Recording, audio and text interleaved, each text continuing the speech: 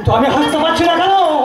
কেন কেন আমার পিপাসিত মনকে বলি চাইছে একটা বোতল, কচি পাঠার মাংস, আর একটু 19-20 বছরের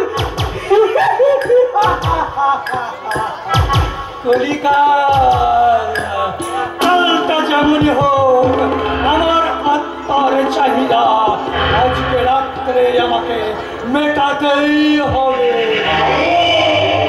আপনি পাবেন বস, কিন্তু এদিকে যে কেস কি চাই রকি, এই রুদ্র প্রতাপ সেন শর্মা তার নিজের তৈরি জগতে বিচরণ করে, তাই সেখানে কোনো কি চাইন হয় না, আর হতে পারে না। বল বল কি হয়েছে? পুলিশ এনিহাও জানতে পেরেছে আমি মেয়েটাকে কিডন্যাপ করেছি।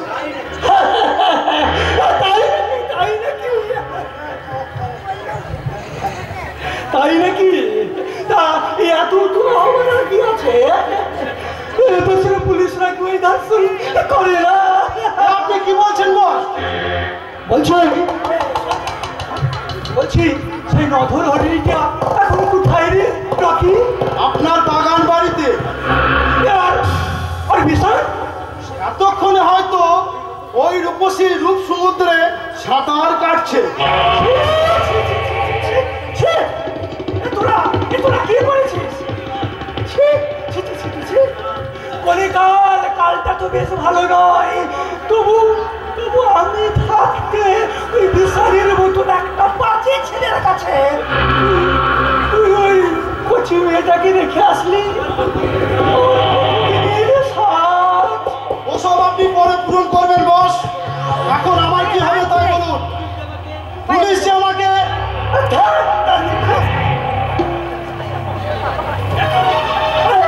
একসঙ্গে আমি কটা চিন্তাই মাথার মধ্যে রাখছি বলতো? ওই অবলা মেয়েটার চিন্তা, আর তার উপর আবার তুই। ঠিক আছে যা যা, কয়েকদিন আমার ওই এদিকের সব ব্যবস্থাটা আমি করছি। আপনাকে কিছু করতে হবে না মিস্টার সেন শর্মা, আমি করছি। আরে আরে আসুন স্যার, কি সৌভাগ্য আমার যে আপনার মতন একজন মহান মানুষের পদধূলি গরিবের পণ্য কুটিরে। মনিটা বাদ দিয়ে বলুন উনি কে? ও উনি তো আমার ওই পাতানো শালির ছেলের রবিন, এই কিছুক্ষণ আগে এসেছে। পাতানো শালিপো? যাক বলুন রকি কে? রকি কে? রকি কেমন রকি? যতদিন মনে পড়ছে স্যার, না ওনাকে আমি কাউকে চিনি না। রবিন তুমি যাও, আমার মাননীয় অফিসার সাহেবের জন্য একটু ব্যবস্থা করো নাকি? আমি এক্ষুনি যাচ্ছি, স্যারের জন্য ঠান্ডা গরম সব পাঠিয়ে দিচ্ছি। চলি স্যার। আপনি দাঁড়িয়ে রইলেন যে স্যার? বসুন স্যার। আমার বসা বা দাঁড়ানো নিয়ে উতলা হবার আগে বলুন মিস্টার সেন শর্মা, আপনার বড় ছেলে ঈশান বাবু কোথায়? মায়ের কোলে শুয়ে দুধ খাওয়ার বয়স যখন তার পার হয়ে গেছে, তখন সে ছেলে ওই ঘরের কোলে হামাগুড়ি দাঁড়িয়ে নিশ্চয় কোনো কাজে গিয়েছে। জানতে চাই ওই মহান কাজটা কি? আপনি সেটা জানার আগে আপনি আপনার অধিকারের মাত্রাটা জানুন। আপনি কি আমাকে চ্যালেঞ্জ জানাচ্ছেন?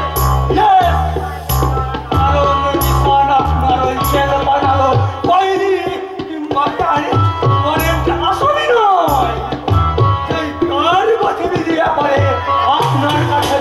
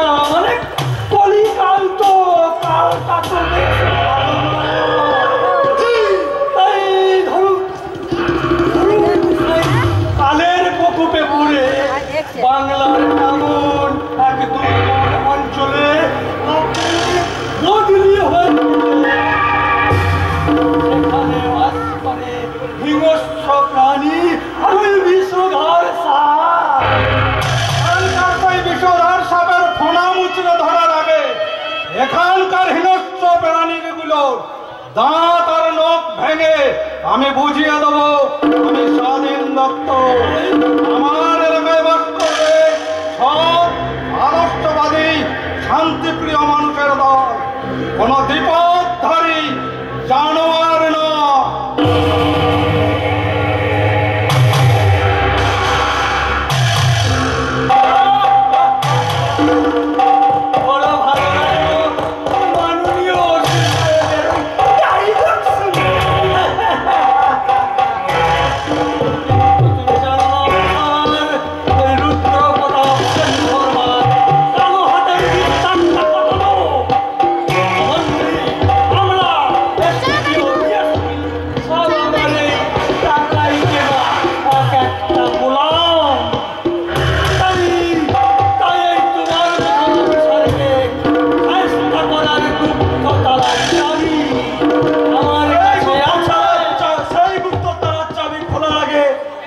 সংসারের তালার চাবিটা ঠিক করুন রুদ্র প্রতাপ বাবু।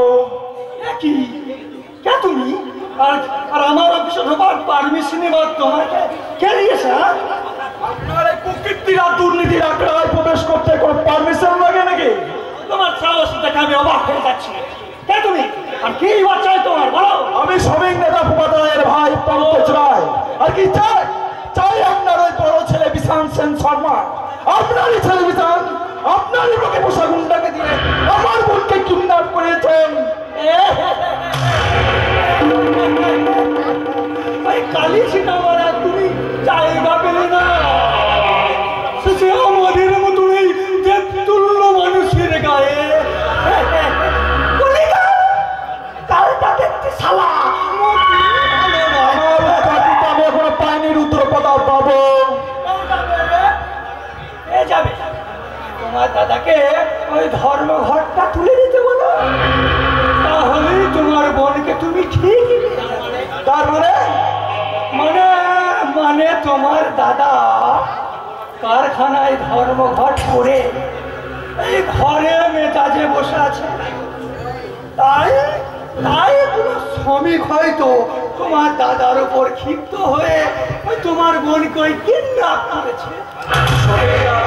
খুলে গেলে দেখবে দেখবে তোমার মন কেমন এই শ্বশুর করে ঘরে ফিরে এসেছে। ভাই আপনি আমাকে মিথ্যা কথা বলে প্রতারণা করার চেষ্টা করবেন না। শ্রমিক আপনার ছেলের মতন চরিত্রহীন লম্পট নয়। শ্রমিক রাখা কেমন তা তোমার দাদা ভালো বোঝে, তাই তোমার দাদাকে পাঠিয়ে দিও। যা বলার আমি তার সঙ্গেই বলবো। আপনি আমার বোনকে ফিরিয়ে দেবেন না বলছে? আরে এটা তোমার বোন তৈরির কারখানা নয় যে একটা তৈরি করে তোমার হাতে আমি ধরিয়ে দেবো। যাও যাও, বেশি বিরক্ত আমার আবার এই সময়ে অন্যথায় আমি কিন্তু দারোয়ান ডাকতে বাধ্য হব। বেশ, আমি চলেই যাচ্ছি। যাওয়ার সময় একটা কথা বলে যাচ্ছি রুদ্র প্রতাপ বাবু, যদি আপনি আপনার ছেলেকে দিয়ে আমার বোনকে ফিরিয়ে দিতে না পারেন তাহলে আপনার এই লোভের সংসার আমি চালিয়ে পুড়িয়ে ছাই করে নরক করে দেবো। কথা মনে রাখবেন।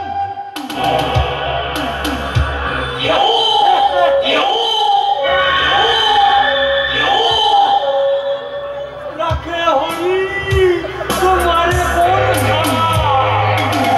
আমাকে রক্ষা করবে এই কোটি কোটি টাকা নামক ভগবান। পাগলা কুত্তা সরবে জনগণ, পুলিশ প্রশাসন, আমি কাউকে ডরাই না। টাকার জড়িয়ে আমি ছিনিয়ে নেব এ সমাজের সুখ শান্তি, এই যৌবনবতী নারী উষ্ণ পরশ।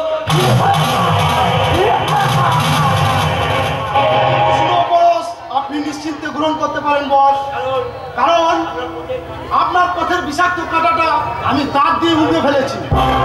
মানে ওই সারা অফিসার যখন আপনার সঙ্গে গল্প করছিল না, ওর জিপের ব্রেকটা আমি ছুটিয়ে দিয়েছি।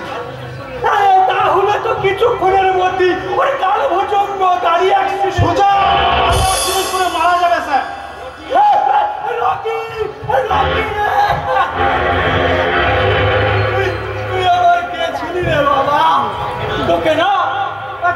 পাঁচি মুরগি আরে 10,000 টাকা তুই ওইগুলো নিয়ে সারা রাত ফুর্তি কর, আনন্দ কর, ফুর্তি কর।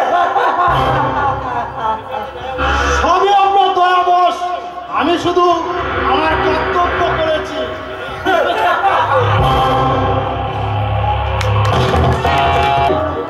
তবে প্রতীকবাবু নিজেও এখন অসুস্থ, তাই অসময়ে তাকে বিরক্ত না করাটাই ভালো।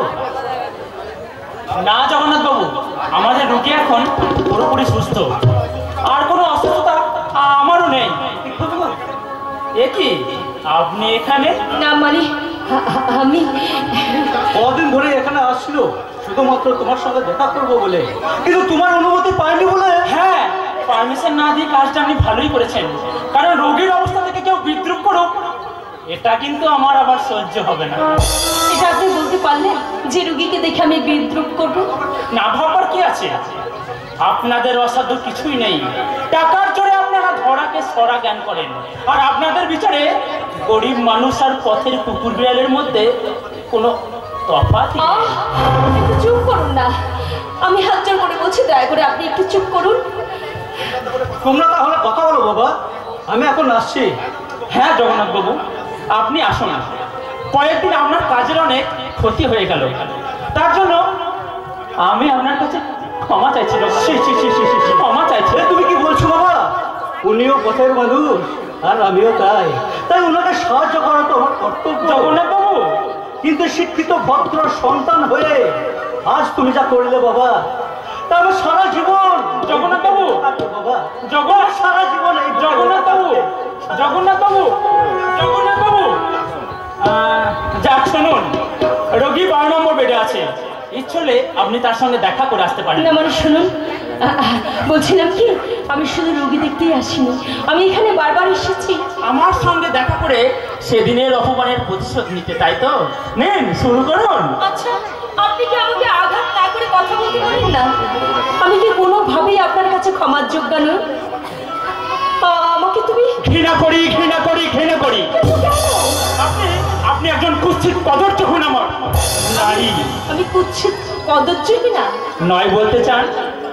রবীন্দ্রনাথের সোনার বাংলা, জীবনানন্দের রূপসী বাংলা, আর রবীন্দ্রনাথের এই বাংলাদেশের নারী হয়ে যে পোশাক আপনি পরেছেন তা দেখে শাশ্বত বাঙালির মনে শুধুমাত্র ঘৃণায় জন্মাবে, সত্য ভালোবাসা নয়।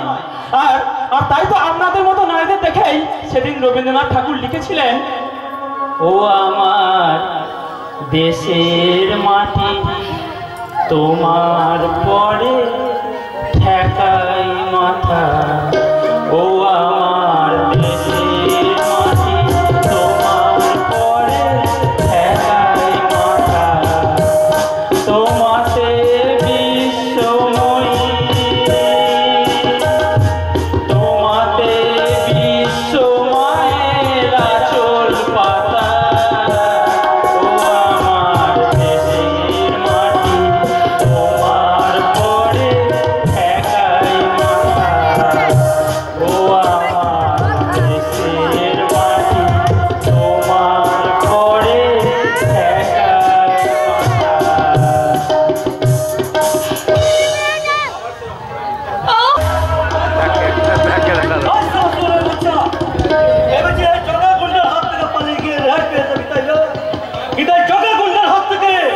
ওই ভগবান তোদেরকে বাঁচাতে পারবে না।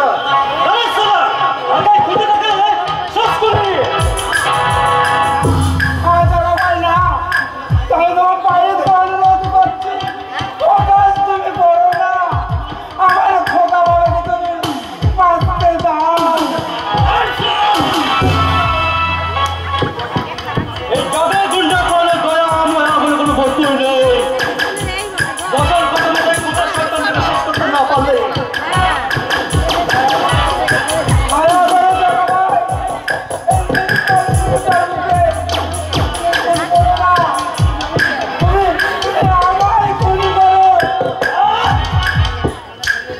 আচ্ছা লড়াই ফেললে তো ওই মাস্টার বাচ্চাটাকে সাফ করতে না পারলে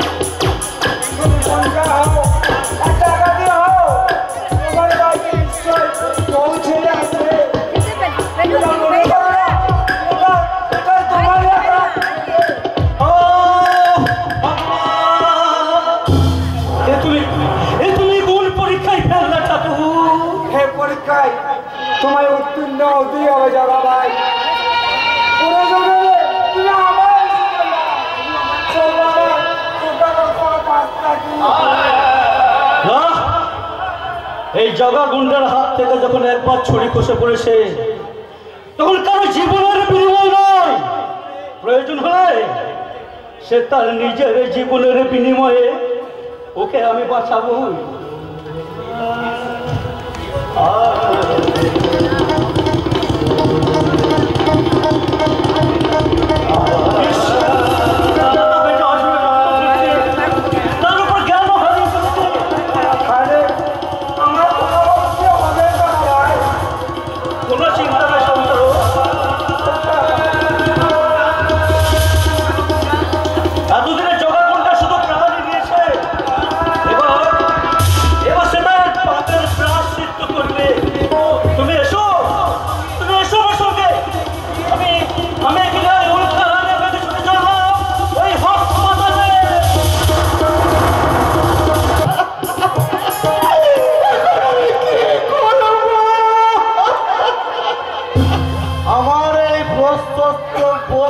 তুমি ঝাঁপিয়ে পড়বে আর আমি তোমাকে আমার এই হৃদয় সিংহাসনে রানী করে রাখবো।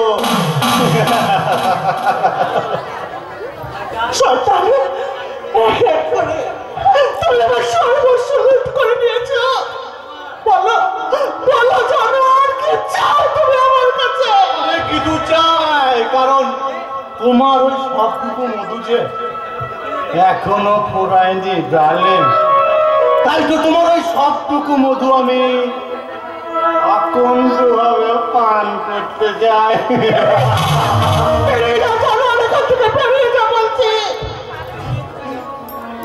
বেরিয়ে কোথায় যাব সুন্দরী? তুমি ছাড়া আমার আর কে আছে বলো? তুমি আমার সর্বস্ব লুট করেছো। এবার দয়া করে আমাকে মুক্তি দাও। আমি কোথায় যাবে সুন্দরী? পুলিশকে জানাবে নাকি ওই দাদার কাছে? আমি আমার দাদার কাছে যাব না। আমি চলে আত্মহত্যা করবো। এই তাই কি কখনো হয় মায়েরি? তুমি হলে আমার তুরুপের তাই। তোমাকে হাতিয়ার করে আমাকে যে অনেক কাজ করতে হবে সুন্দরী। আরে কাপ করবেন সাহাব, ওই পুলিশের হাতে গ্রেফতার হবার পর। কে তুমি? আরে আমি আপনার পিতাজি का दोस्त আছে। তাহলে আপনি এখানে কেন এলেন? আর এখানকার ঠিকানা এবার আপনাকে কে দিল? আরে আপনার পিতাজি আপনার সাথে জরুরি বাতচিত করবার জন্য আমাকে এই পাঠানোর ঠিকানায় পাঠিয়ে দিলেন। জরুরি কথা? এই लेडी के लिए वो बाहर में बहुत झड़ उठ गया তাই আপনাকে আজই আমার সাথে ওই পাঞ্জাব মুলুক पे রওনা দিতে হবে। এই কিন্তু ওই দাদিকে জিজ্ঞেস না করে সিংজি। আরে কই কিন্তু মিন্তু না আছে সাহেব, আপনি আমাকে খোলা মনে বিশ্বাস করতে পারেন। चलिए बाहर में हमारा गाड़ी खड़ा है, আপনি চললেই আমার ড্রাইভার আপনাকে নিয়ে ওই পাঞ্জাব মুলুক पे রওনা দিবে। আচ্ছা সিংজি, ছিলাম যে রূপসীকে যদি সঙ্গে নিয়ে যাই তাহলে কোনো অসুবিধা আছে নাকি? আরে কই অসুবিধা না আছে বিশাল বাবু। বিশাল বাবু কাইন্ডলি আমার স্টিকটা একটু পুড়িয়ে দিবেন।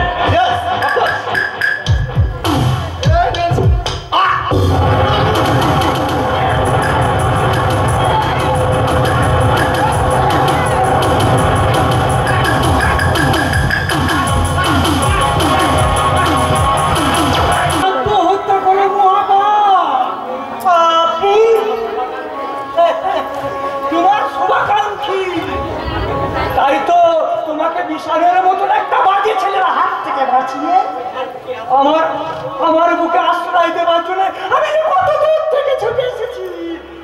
এখন তুমি যদি আত্মহত্যা করো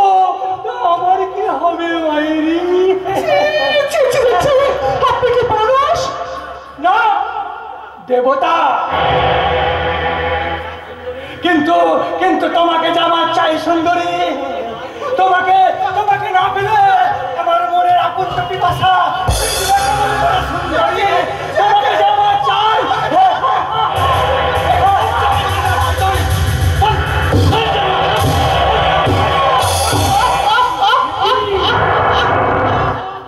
কি অভিজ্ঞতা কি দেখছি,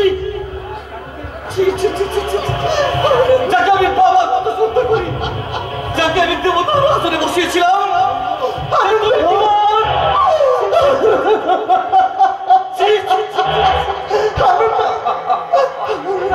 না মানে তুই তুই আমাকে ভুল বুঝিস না আনন্দ। বুঝতেই তো পারছি বাবা, আমাদের মতো মানুষের কাছে এটা কোনো অপরাধী নয়, এটা তো একটা হাসান।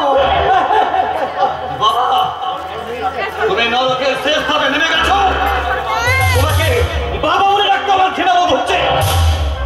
তুমি যে একটা নরকের কৃমিকি, একথা আমার জানা ছিল না। না মানে আনন্দ, আমি তেমন কিছু করিনি রে। তোর দাদা বিশাল মাঝে মাঝে এমন বাজে কাজ করে, কিন্তু কি জানিস ওই আমি ছেলে তো। আর তুমি নিজে সাধু পুরুষ, তাই না? পাপের 16 কলা পূর্ণ হলে মানুষ নারী হরণে উদ্যত হয়, আর তোমাদেরও পাপের তরি কানায় কানায় তাই পূর্ণ হয়ে গেছে। তোমাদের বংশ কোনদিন ঈশ্বর রোধ করতে পারবে না বাবা, এই কথা মনে রাখবো। কলিকাল কালটা তো বেশ ভালো নয়, তবু আমার সৃষ্টি ও ধ্বংসের রূপরেখা আমি নিজের হাতে তৈরি করে আনন্দ। তাই আমার ধ্বংস এত সহজে হবে না। আমি বলছি তোমাদের ধ্বংস হবে। এই জগতে পাপ আর মরা কেউ কোনোদিন হজম করতে পারে না, আর তুমিও পারবে না। তোমার জীবন দিয়ে হোক সেই মহাপাপের প্রায়শ্চিত্ত কিন্তু একদিন করতেই হবে বাবা। সেদিনের আকাশে চন্দ্র সূর্য উঠবে না আনন্দ।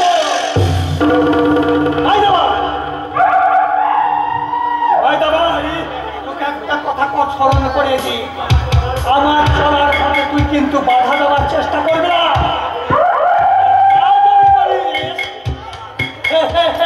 কলিকাল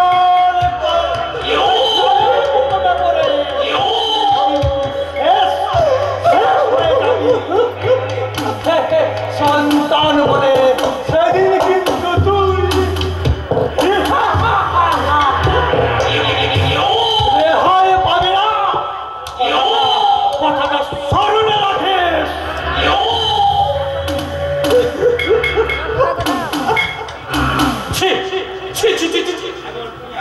আমার পিতৃ পুরুষের পর আমার মৃত্যু হলো না কেন পাবি? তোমাকে সান্ত্বনা দেওয়ার কথা আমার জানা নেই পাপিয়া।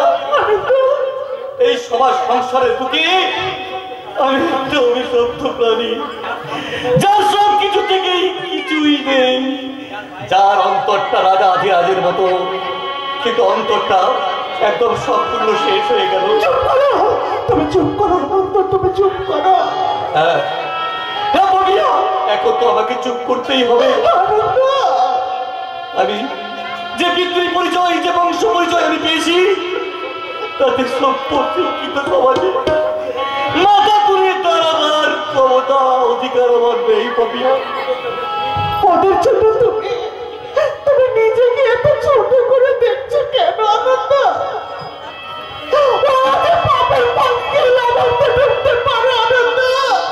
কিন্তু তুমি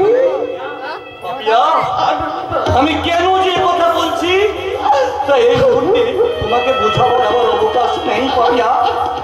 তুমি চলো, তোমাকে তোমার দাদার কাছে দিয়ে আসি। এসো এসো পাপিয়া, এসো। না কেন না, তুমি আমার কাছে এগিয়ে এসো না, তুমি আমাকে ছুঁয়ো না আনন্দ, তুমি আমাকে ছুঁয়ো না পাপিয়া। গঙ্গা জলের উপর দিয়ে হাজারো ময়লা ভেসে গেলেও গঙ্গা যেমন চির পবিত্র থাকে, তেমনি তুমি আমার চোখে চির পবিত্র, চির পবিত্র, চির পবিত্র।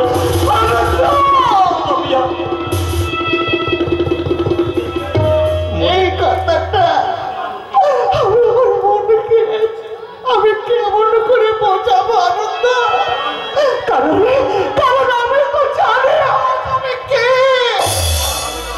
আমি যে অপবিত্র, আমি যে অসুচি, আমি যে না পাবিয়া, না না, তুমি কেঁদো না, এমন করে তুমি কেঁদো না। মনে করে দেখো না কেন বিদ্রোহী কবির সেই বাণী, আনন্দ। তাই পাপ পুণ্যের বিচার করার আমরা কেউ নই গো। এ জগতে যা ঘটবার তা তো ঘটবেই, আমরা কেবল নিমিত্ত মাত্র। তাই তাই এসো পাপ পুণ্যের ভেদাভেদ ভুলে হাসি কান্নার জগৎ সংসারে সমস্ত কিছুকে বেরিয়ে আমরা চলে যাই সেই নবদিগন্তের পথে। হ্যাঁ তো হ্যাঁ, তোমার কথাই আমি সম্মান, তোমার কথা শুনে আজ আমি তারস্বরে চিৎকার করে বলবো সেই রবীন্দ্রনাথের বাণী। আমার রুদ্র থেকে বাঁচি সংস্কৃত অবস্থান করা আমার ভুবন লুপ্ত হয়েছে।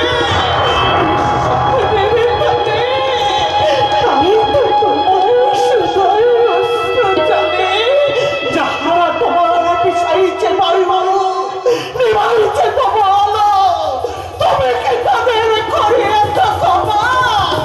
তুমি কি বেঁচে বলো? তুমি কি বেঁচে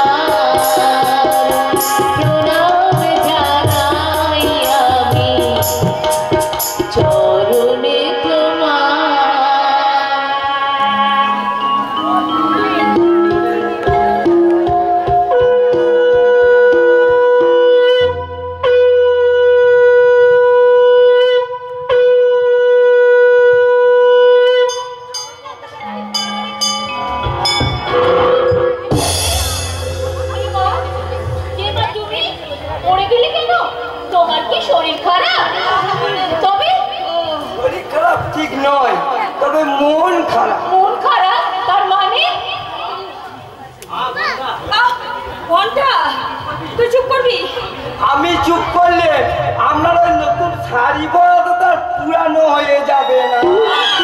শাড়ি যখন পরতে পারে না তখন তো না পরলেই হয়। সেটা তো আপনি বুঝলেন মাসিমা, কিন্তু আমার দিদিমণির উনি তো আর বুঝলেন না। দিদিমণির উনিটা আবার কে? একটা বিতিকিচ্ছির ছেলে মাসিমা, সে আমার অমন ওই রূপবতী গুণবতী শ্রীদেবীর মতো মুখখানি। দিদিমণি তার দিকে ফিরেও তাকায় না। আমার দিদিমণির দিকে কোথায় কোথায় ধনী অহংকারী আর স্বেচ্ছাচারী বলে অপমান। না না না, এটা তো মোটেই ভালো কথা নয়। তবে আমার দিদিমণিও ছাড়বার পাত্রী নয়, একেবারে ওই ফেভিকল আঠার মতো লেগে থাকবে।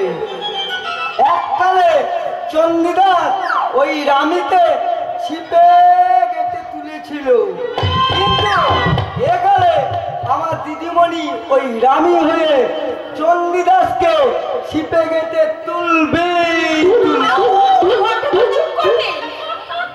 তুমি তো বেশ রসিক বাছা রে। ওই রসটুকু সম্বল করেই বেঁচে আছি মাসিমা, নইলে আমার আর কি আছে বলুন? মা বাবা নাই, এমনকি আমার বউ ছেলেও নাই, আমার ঘর বাড়িও নেই। আমি বেঁচে আছি কিনা তার ঠিক নাই। ঘন্টা তো চুপ করবি। শোন, এরকম পাগলের পাগলামি বন্ধ না করলে আমি কিন্তু এখান থেকে এক্ষুনি চলে যাব। তাহলে এই আমি কি এখানে বসে বসে পাঁকুড় বেচবো? আমিও আপনার কিছু কিছু যাব। মাসিমা, আপনার ছেলে সাগর ছেঁচা ধন, সাত রাজার ধন মানে জানো মা, আমার ছেলে আমার সঙ্গে মন্দিরে এসেছে। আমি এই পুজো দিতে এসেছিলাম, সে কিন্তু বাইরে দাঁড়িয়ে আছে। পাগল ছেলে কোথাকার। তিনি মন্দিরে পুজো দিতে আসেন না মা, তার কাছে আমি হচ্ছে তার নাকি আরাধ্যা দেবী।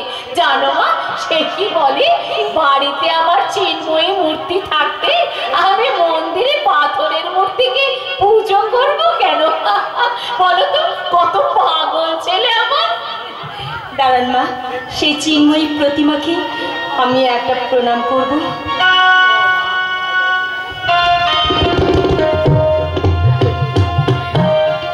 সুখী হও মা, সুখী হও।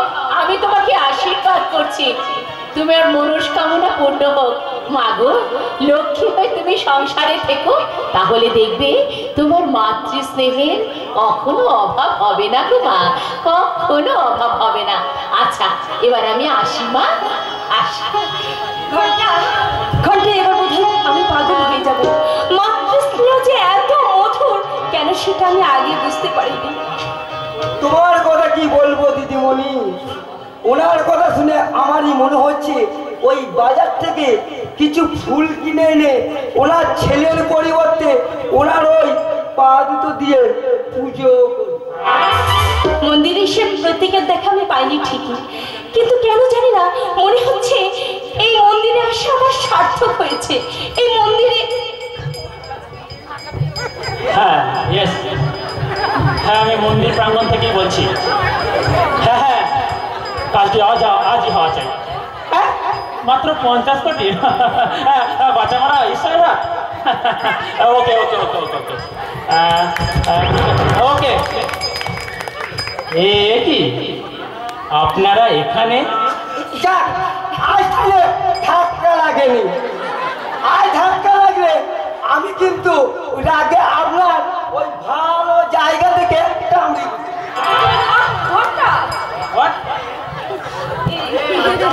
আরে ওই আপনার একদিনের ধাক্কাতেই আমার দিদিমণি সব কিছু ভেঙে চুরমার হয়ে গেছে।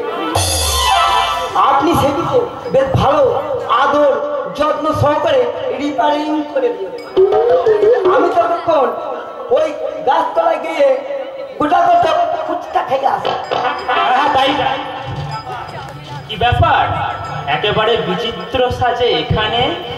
তোমাকে অনুসরণ করাই তো আমার একমাত্র কাজ। যে কাজের কোনো সার্থকতা নেই সে কাজ করে বোকারা। আমি তোমাকে মতো ভদ্র মহিলারা নয়। তোমাকে ভালোবেসে সারা জীবন বোকাই থাকতে চাই, আমি বুদ্ধিমতী হতে চাই না। কিন্তু আমি কিন্তু আপনাকে ভালোবাসি না, আর কোনোদিন ভালোবাসতে পারবো না। কেন পতি, কেন তুমি আমাকে ভালোবাসতে পারবে না? আমি কি তোমার এতই অযোগ্যা? আমি তো দানবে থেকে তোমার মনে মানবী হবার চেষ্টা করছি, তবুও আমি আপনাকে ভালোবাসতে পারবো না।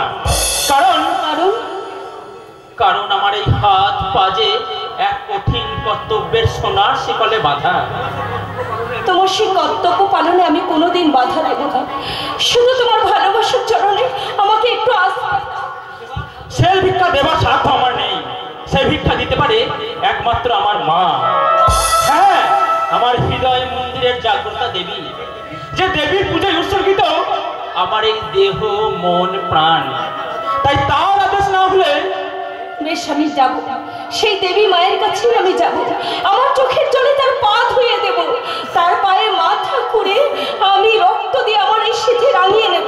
তবে যেমন করে হোক আমি তার অনুমতি আদায় করবো এই প্রতীককে। তা যদি পারো তাহলে আমিও তোমায় ভালোবাসবো। সেদিন আমার ভোট পড়া ভালোবাসা দিয়ে তোমার হৃদয় রাঙিয়ে দেওয়ার আপ্রাণ চেষ্টা করবো। কিন্তু তা যদি না পারো তাহলে কোনোদিনই তুমি আমার ভালোবাসা পাবে না।